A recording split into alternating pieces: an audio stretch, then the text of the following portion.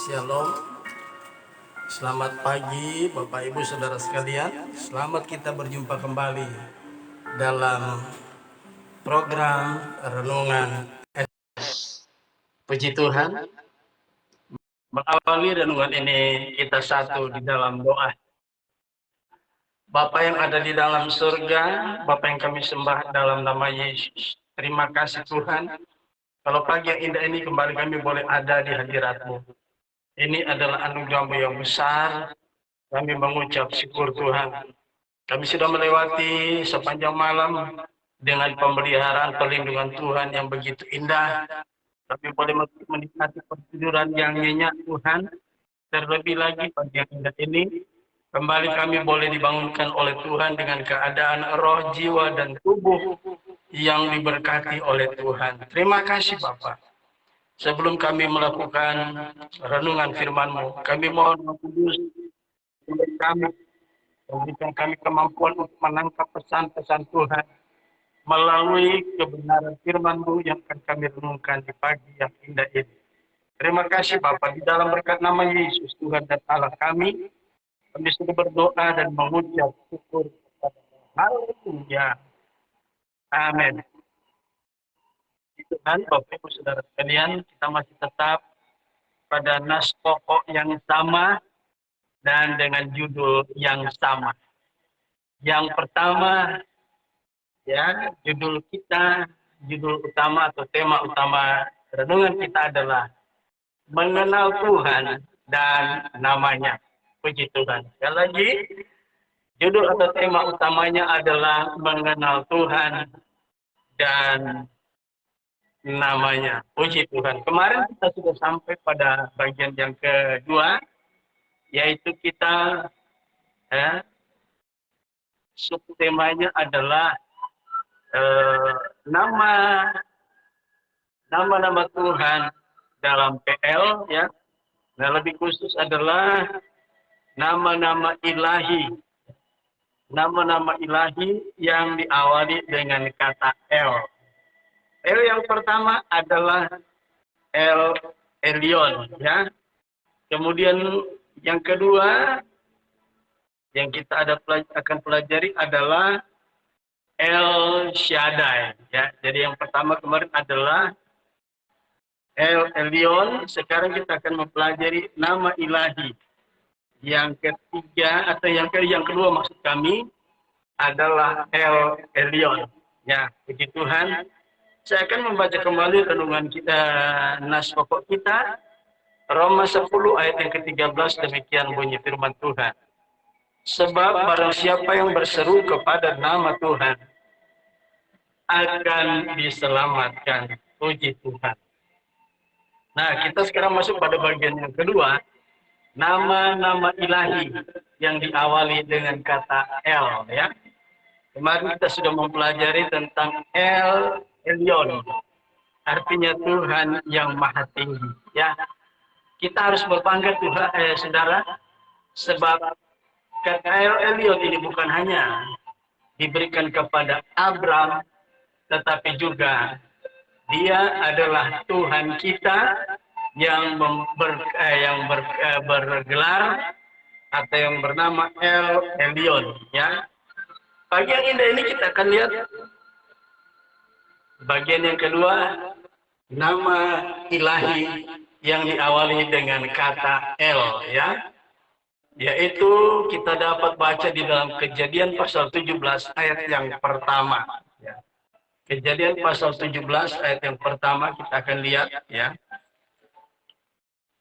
Kalau kemarin kita sudah melihat kata El Elyon yang diberikan oleh Melkisedek ketika dia memberkati Abram setelah Abram menang perang dengan 4 raja-raja yang ada di timur. Sekarang kita lihat Kejadian 17 ayat yang pertama. Di sini pasal 17 ini merupakan temanya adalah, ya, setiap pasal itu ada tema-tema khusus, ya, di Alkitab. Di sini Alkitab memberikan tema sunat sebagai tanda perjanjian Allah dengan Abraham, ya. Nah, saya baca ayat yang pertama Kejadian 17. Ketika Abram berumur 99 tahun, Maka Tuhan menempatkan diri kepada Abram dan berfirman kepadanya, Akulah Allah yang Maha Kuasa, hiduplah di hadapanku dengan tidak bercela. Ya. Jadi kata El Shaddai ini adalah Tuhan sendiri yang mendeklar, yang menyatakan kepada Abram ketika Abram berumur 99 tahun. Ya. Apa yang melatar belakangi? Apa yang mendasari ya bahwa Allah menyampaikan atau menyatakan dirinya kepada Abram sebagai Allah yang Maha Kuasa ya. Sebab Allah ini memiliki rencana kepada Abram ya. Sebelum Abram dipanggil Tuhan masuk dalam rencana Tuhan ya. Tuhan ketika pertama bertemu dengan Abraham atau panggilan pertama Tuhan kepada Abraham ketika dia masih ada di Aram, Mesopotamia atau di Ur Kasdim, ya. Tuhan berkata, tinggalkan keluargamu, sanakmu, negerimu, dan pergilah ke satu negeri akan kuberitahukan kepadamu. Saudara, sebelum Abram menjadi orang pilihan Allah, yang dipanggil oleh Allah, masuk dalam rencana Allah. Ya. Pertama, janji yang pertama, anugerah yang pertama yang diterima oleh Abram adalah dia diubahkan statusnya dari para penganut pagan, ya, dari para penyembah berhala yang ada di Mesopotamia, yang ada di Ur Kasdim, menjadi hambanya Allah. Orang pilihannya Allah. Ya. Nah, pada waktu Tuhan memanggil Abram untuk menuju ke tanah perjanjian, Tuhan memberikan 8 jenis janji, ya. 9 macam janji. Ya. Itu pada umur Abram masih 75 tahun. Nah, ya. Janji Abram janji Tuhan kepada Abram ada 8. Ketika dia telah berumur 99, ya, baru ada 2 janji yang baru ada 1 janji yang terrealisasi, yaitu kemarin yang kita sudah lihat di mana Melkisedek memberkati Abram, menyatakan diri bahwa Tuhan itu adalah Tuhan yang Maha Tinggi. El Elyon itu adalah janji Tuhan yang kelima dari 8 janji yang Tuhan berikan kepada Abram, yaitu apa? Tuhan akan membuat namanya menjadi masyhur. Ya. Menjadi masyhur dengan kata lain, nama Abram ditinggikan oleh Tuhan yang Maha Tinggi. Siapapun kita punya Allah yang Maha Tinggi. Tuhan akan memberikan kita, Tuhan akan meninggikan kita. Baik melalui promosi-promosi, ya, di mana kita mengabdikan hidup kita di perusahaan ya swasta di pemerintahan ada promosi-promosi yang Tuhan siapkan di instansi-instansi tersebut, baik instansi pemerintah terlebih instansi-instansi sekuler, yaitu perusahaan-perusahaan di mana kita mengabdikan hidup ya, termasuk bagi kita yang sudah mulai itu ada promosi-promosi yang Tuhan berikan ya. Tuhan meninggikan tepat pada waktunya. Pada waktu Abram mengalahkan 4 raja-raja yang ada di bagian timur, berkenaan dengan Lot yang keponakannya itu diangkut tertawan, dibawa tertawan oleh ya 4 raja yang memerangi kerajaan Sodom. Maka Abram dengan 318 orang dia mampu mengalahkan mereka dan mampu membawa kembali pulang keponakannya dan mendapatkan pampasan perang atau jarahan perang. Dan Melkisedek memberkati ya Abram dengan memberikan roti dan anggur, kalau boleh dibilang disesuaikan dengan era sekarang. Dia mendapatkan perjamuan Tuhan melalui Melkisedek imam Allah yang mati. Nah, pada umur 99 tahun, 1 tahun lagi Abram genap 100 tahun. Dia belum menikmati janji tentang apa? Salah satu diantaranya adalah keturunan. Ya, Sarah istrinya mandul. Dan dia umur 99, Tuhan datang dan Tuhan mendeklar kepada Abram, akulah Allah yang maha kuasa, El Shaddai. Ya. Abram ketika berumur 99, Tuhan datang meneguhkan kembali janji yang diucapkan Tuhan kepada Abram. Pada waktu dia masih diurus casting, umur 75 tahun. Sekarang sudah 24 tahun. Dari Tuhan menyatakan bahwa dia akan mendapatkan keturunan, belum terrealisasi. Pada umur yang ke-99, Tuhan datang kembali. Ya. Jadi kata El Shaddai ini, Tuhan sendiri yang menyatakan kepada Abram. Nah, apa pesan Tuhan? Ya. Dengan Tuhan mengatakan dia itu El Shaddai, Allah yang Maha Kuasa. Satu, ya. Pesan yang disampaikan Tuhan di sini satu, ya, dia menyatakan diri kepada Abram bahwa dia sebagai Allah yang Maha Kuasa, tidak ada yang mustahil bagi Tuhan. Umur 74 tahun, 75 tahun, Abram menerima janji Tuhan. Dia akan mendapatkan keturunan. Bahkan kejadian 15, ya, beberapa kali Tuhan meneguhkan perjanjian Tuhan terhadap Abram bahwa engkau lihatlah ke langit. Ya, dan lihatlah bintang-bintang itu. Kalau engkau dapat menghitungnya seperti itulah kira-kira keturunanmu nanti. Tetapi belum juga terrealisasi. Ya. Dalam kitab Roma pasal 4 di sana dikatakan bahwa apa?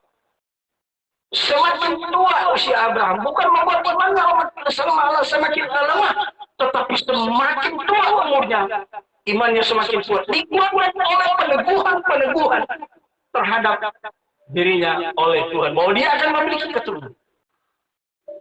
Jadi kata El Shaddai mengandung pesan kepada Abraham khususnya bahwa dia Allah yang Maha Kuasa. Ya, dia Allah yang Maha Kuasa. Kata dia Allah yang Maha Kuasa ini menunjuk dari salah satu sifat dasar Allah. Ya, sifat dasar Allah pertama, dia ada dengan sendirinya dari kekal sampai kekal. Dia permulaan segala sesuatu. Ya. Jadi ini sifat dasarnya Allah. Allah katakan kepada Abram, sebab Abram adalah sahabat Allah. Ya. Jadi Tuhan katakan, makna El Shaddai, Allah yang Maha Kuasa itu adalah, pertama, bagi Tuhan tidak ada yang mustahil. Ya. Kalau Tuhan bisa berdialog seperti saya katakan misalnya, Bram, lu tahu nggak? Ya. Lu sudah umur 99 tahun. Sejak aku ucapkan janjiku bahwa engkau akan mendapatkan keturunan. Sekali lagi aku katakan, sampai saja aku katakan, bagiku tidak ada yang mustahil. Ya.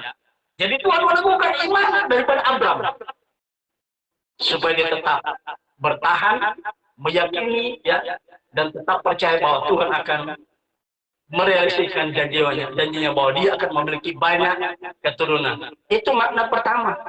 Ya, ketika Tuhan mengatakan dia adalah Allah El Shaddai, Allah yang Maha Kuasa, bagi Tuhan tidak ada yang mustahil.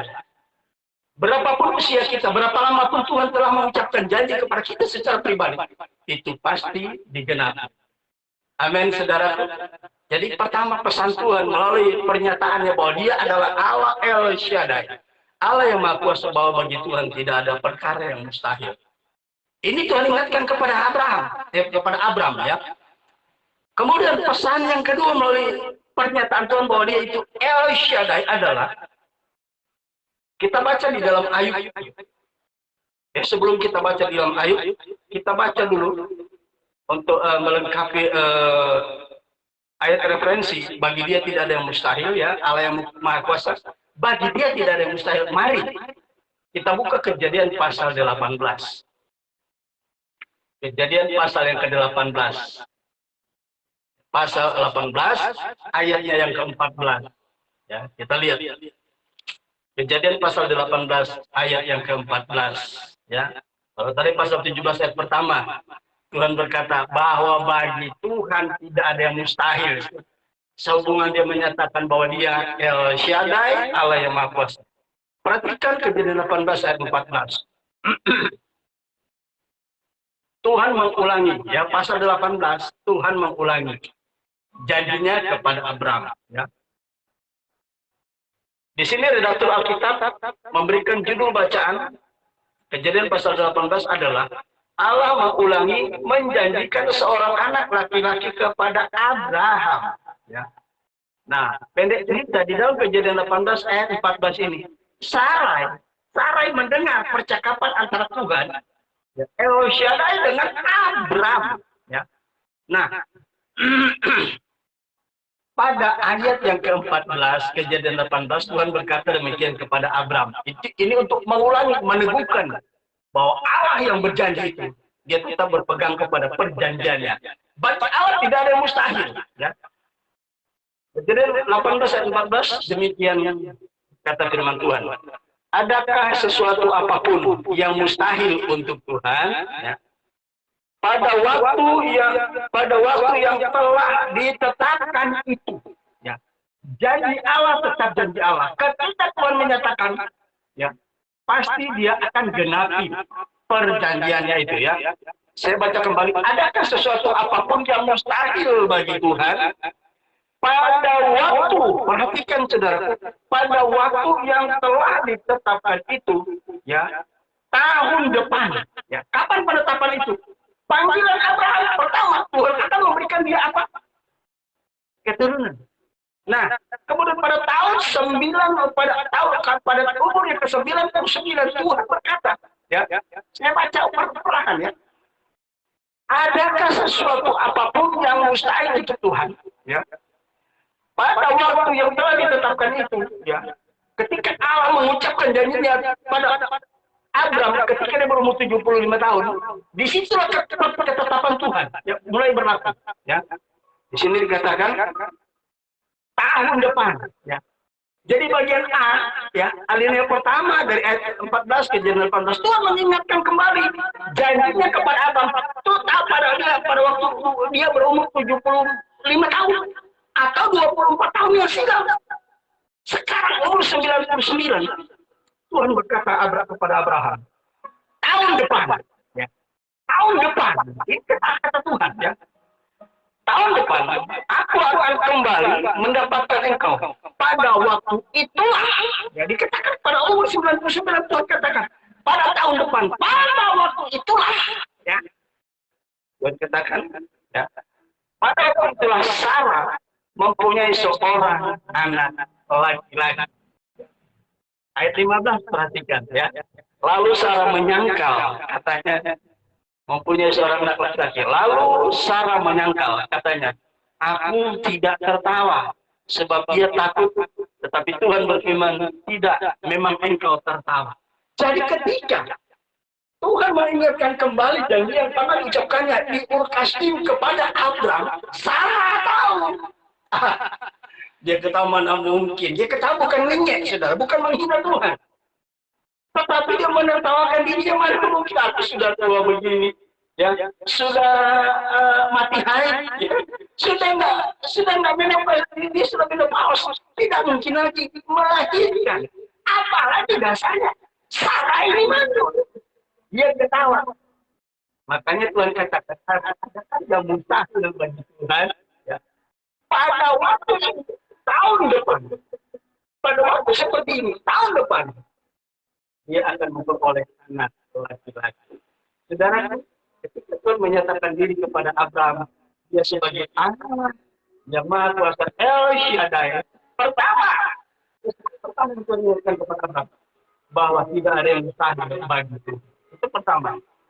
Ya. Yang kedua, kita lihat apa pesan yang terkandung dari kata El Shaddai. Yang kedua, kita baca Ayub pasal 42.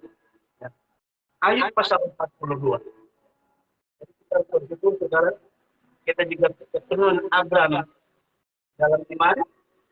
Bagi Tuhan, apapun yang Tuhan tetapkan bagi kita, melalui apa yang sudah kita baca di Alkitab, tidak ada yang mustahil. Ya, ini aminkan dan kita iman. Kejadian. Kita Ayub pasal 42. Ayat yang kedua, demikian bunyi firman Tuhan. Aku tahu bahwa engkau sanggup melakukan segala sesuatu. Ayub, dia tahu, dia sadar penuh bahwa Allah mampu melakukan segala sesuatu.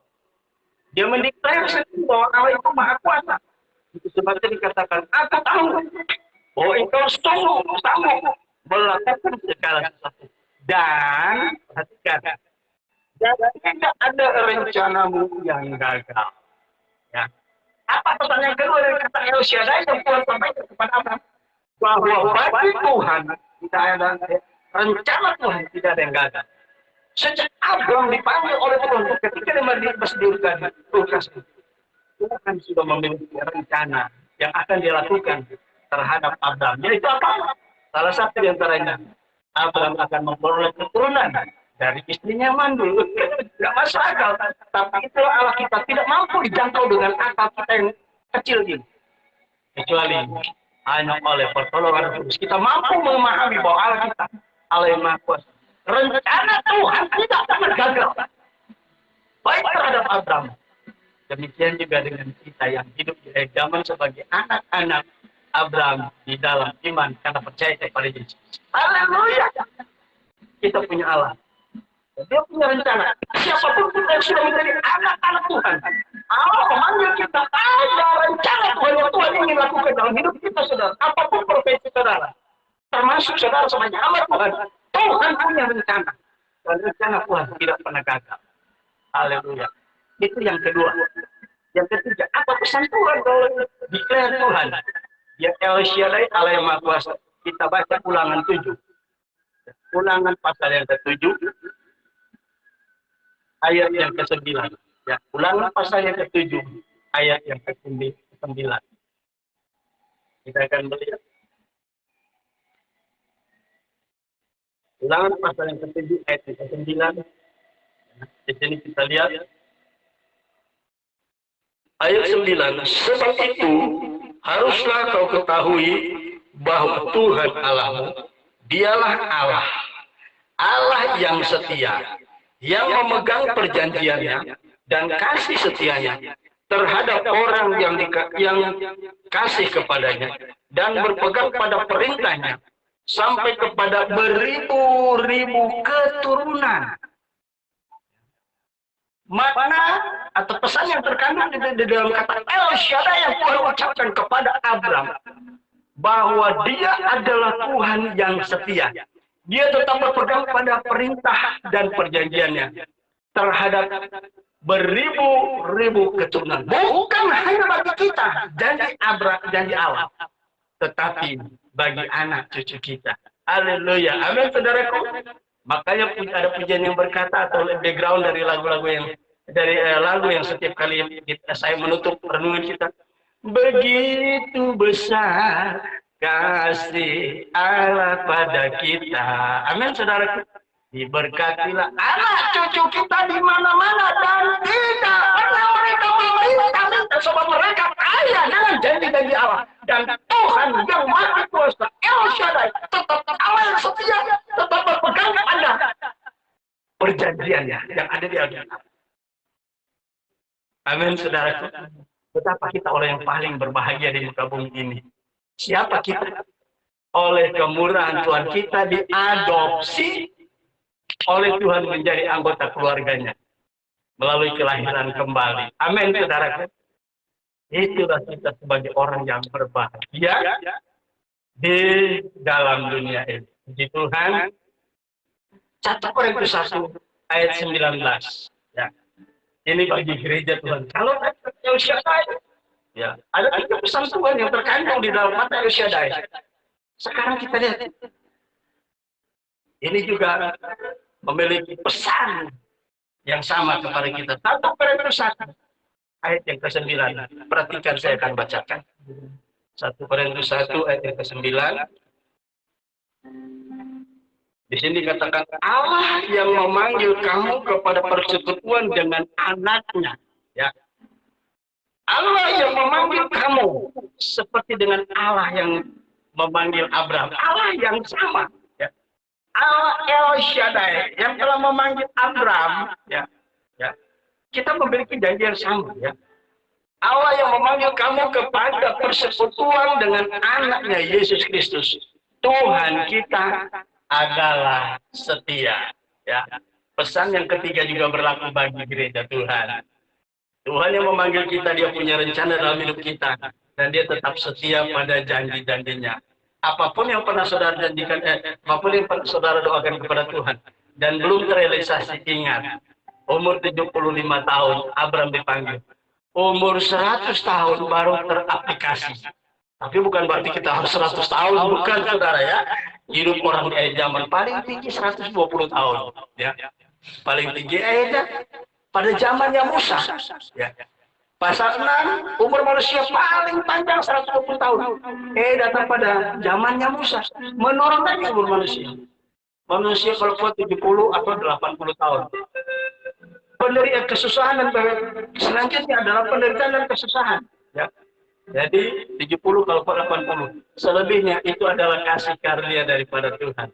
Saudaraku, Tuhan yang memanggil kita, Dia punya rencana dalam hidup kita. Seperti kepada Abraham, bahwa Dia akan merealisasikan janji-janjinya bagi orang yang percaya kepadanya. Puji Tuhan.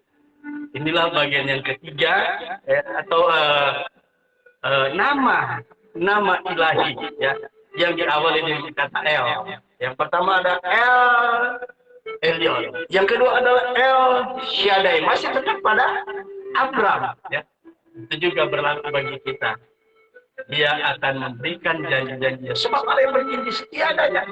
Dia tetap berpegang perjanjiannya kepada beribu-ribu keturunan.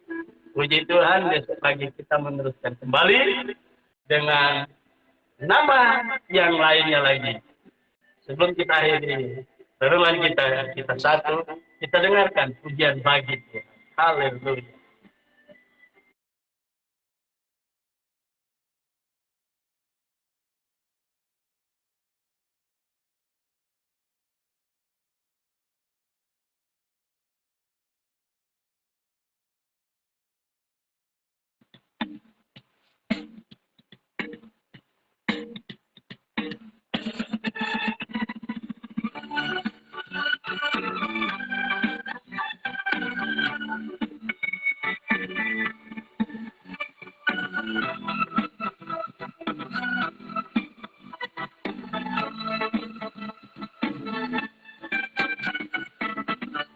Haleluya, haleluya.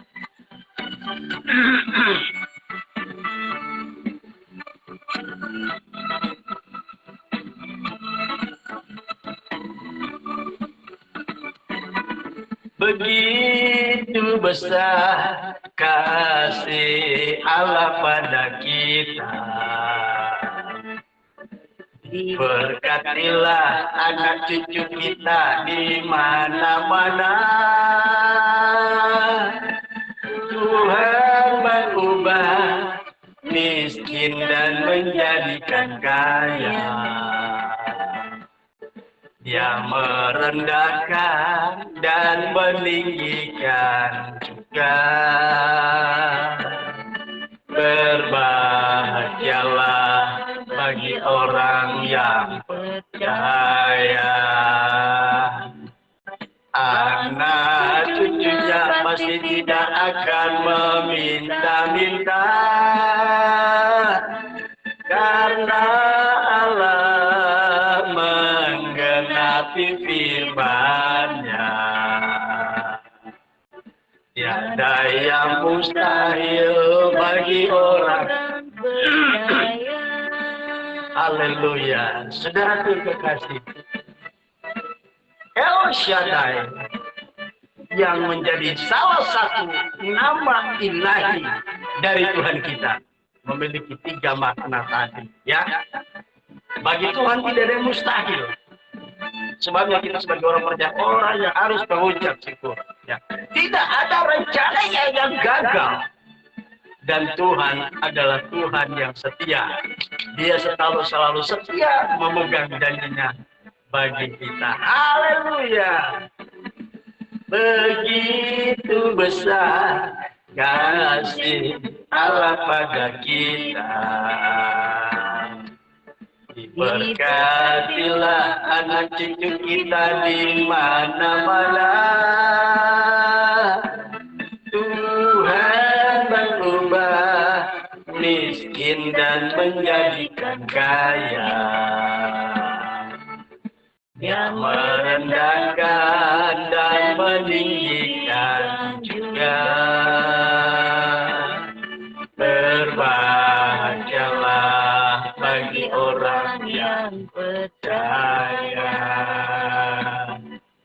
Anak cucunya pasti tidak akan meminta-minta,